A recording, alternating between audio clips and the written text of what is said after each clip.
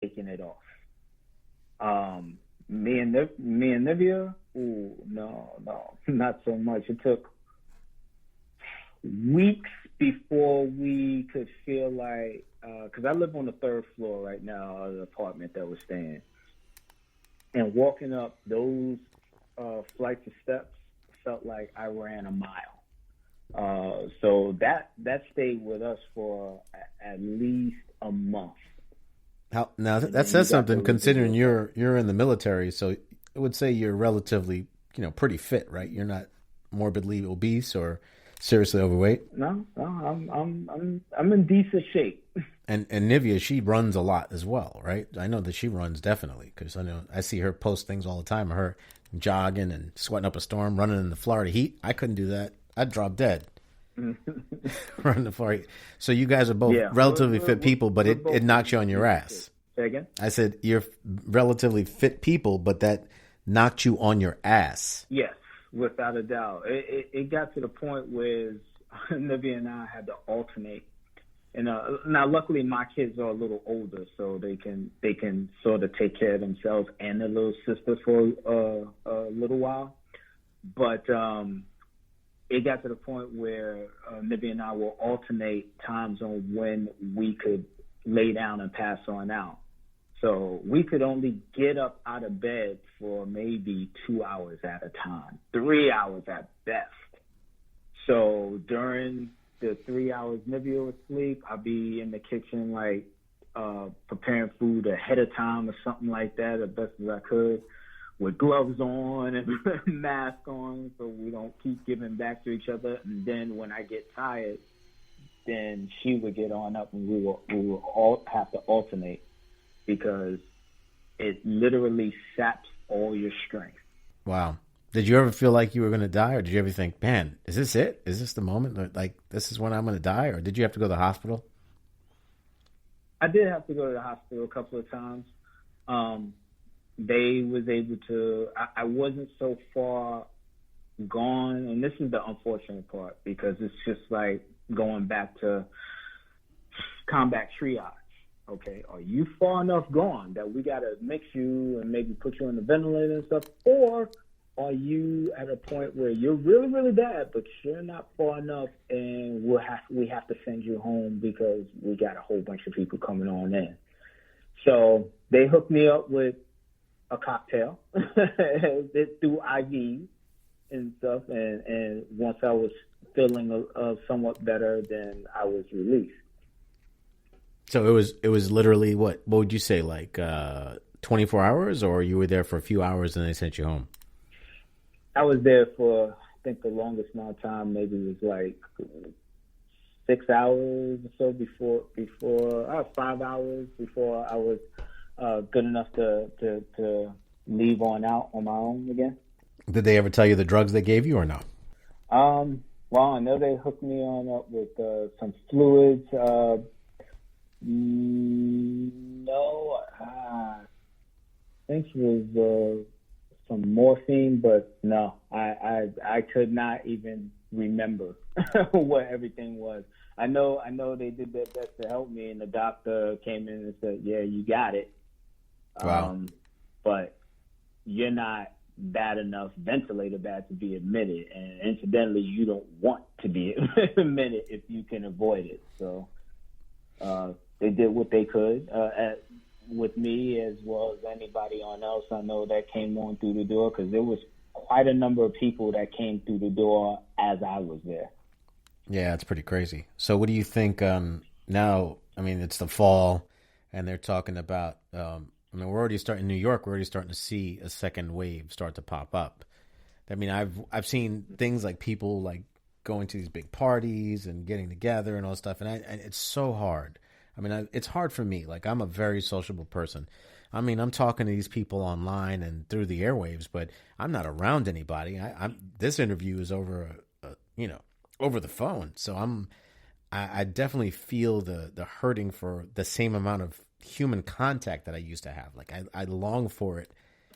But the weird thing is, I do notice that I'll watch TV shows, and when I see people getting together, and I'm like, oh, look at them, they're so close. Oh, they're spreading spit. Where's the mask? And my mind is going there immediately.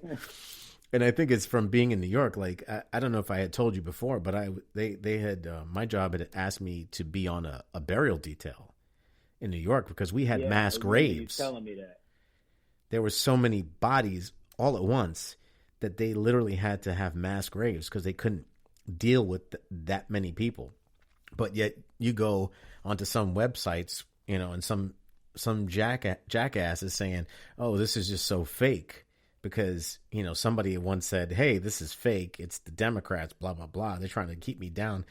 But, this doesn't care. It doesn't care what you believe in. As I said before, it doesn't care if you think it's fake or it's not going to be so bad.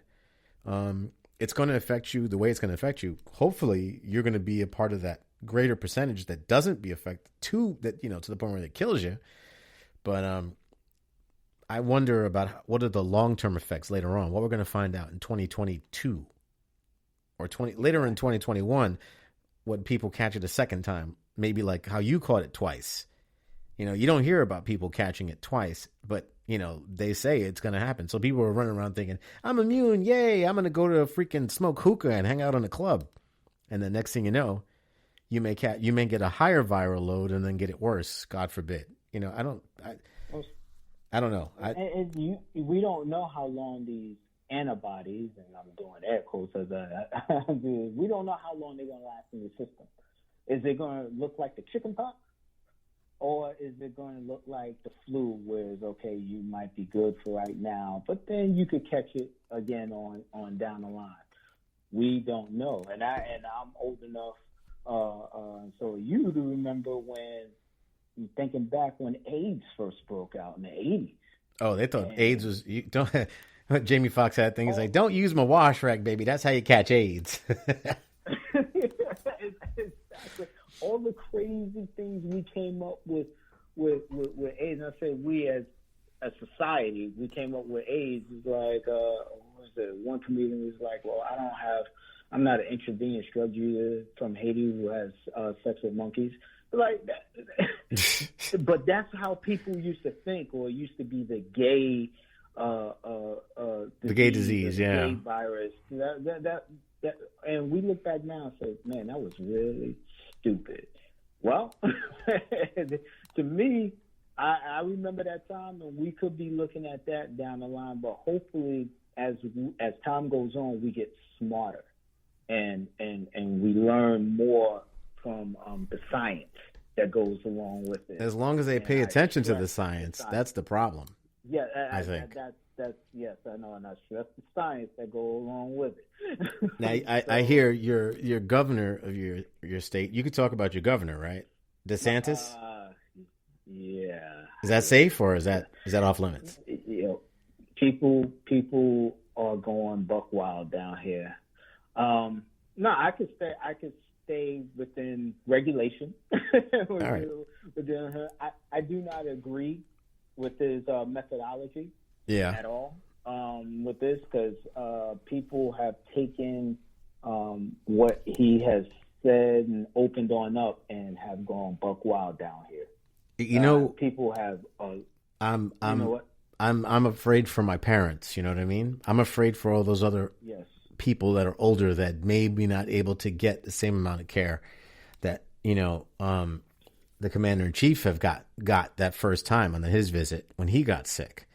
Or maybe he didn't get the same amount of viral load as somebody will get singing karaoke in a club. And under socialist system, you mean? Oh, I'm sorry. Don't go there. Don't go there.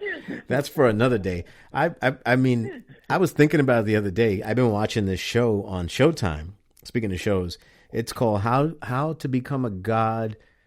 Oh shit! Hold it. It's on becoming a god in Orlando or some shit like that. It's fuck. I'm misquoting it. I'm gonna look it up, but it's with Kirsten Dunst. On becoming. I'm gonna look it up right now. Okay, it's called On Becoming a God in Central Florida. It's a comedy show on Showtime, and it's about this kind of like it takes place in the 80s or no, early 90s. So it's back when I was in high school. It takes place in the very early 90s, and it's about a multi-level marketing company or a pyramid scheme.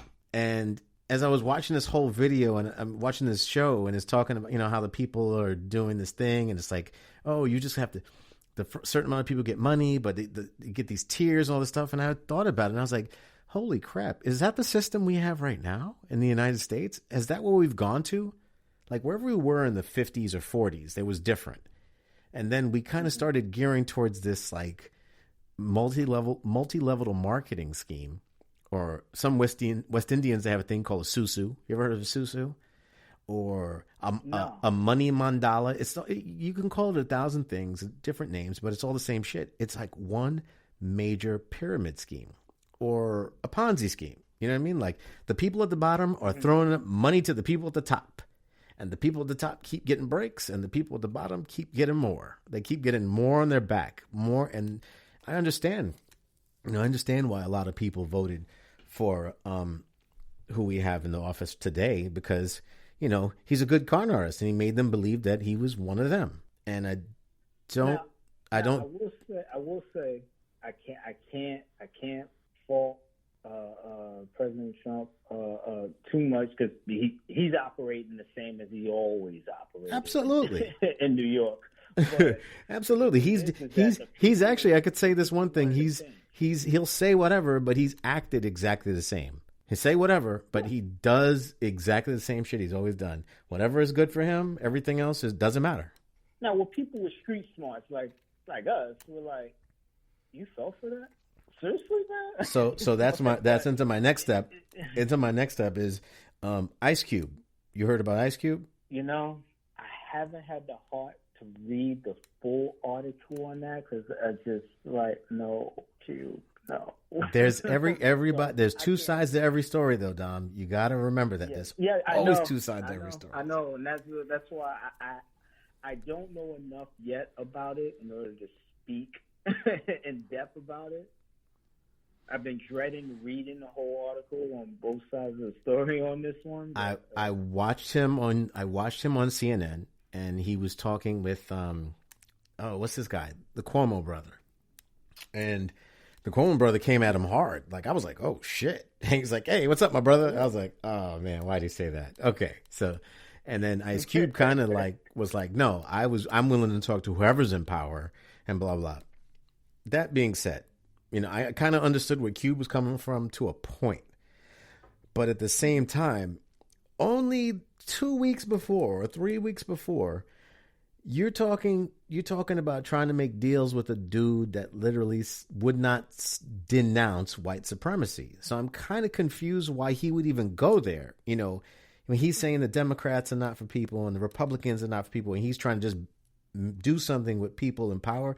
But right now, during a election cycle, you're trying to do that? Like, shut the fuck up, Cube. I'm sorry. I'll just say it. Like, don't say shit right now. Wait till whoever's in power come, after the election. And then work something on that. And work something out there. But now, anything, I feel like it may be, I don't know. I can't, I have trouble. And I try to be very open-minded, especially with somebody like Ice Cube. I try to be as open-minded as I can, because I don't know everything, but it feels a little bit like short-sighted to a guy who literally said 3 weeks ago he would not denounce white supremacy, to then for Ice Cube to jump on board, or not, he didn't jump on board, but that he wanted to do some type of business with this dude. It just blows my mind. Oh, anyway, let me stop. I'm going to stop that. I'm going to leave that alone. I'm crossing it off my list. See, you hear that? I have things. I could see what the American people was looking for in electing someone like Donald Trump. Absolutely, bring it back to the original point. Something different. The Ponzi scheme. They was looking for something different. They was looking for a change, because the past politicians weren't doing anything, or they were serving themselves. This is the part where I'm gonna say, as a military person, when I see politicians saying, I've served this country, it pisses me the hell off. You're not serving the country. You're serving yourself for the most part. All right? Right now, most, I'm not saying all, most politicians go into office And what kind of job do you know that you go in making, okay, low six figures?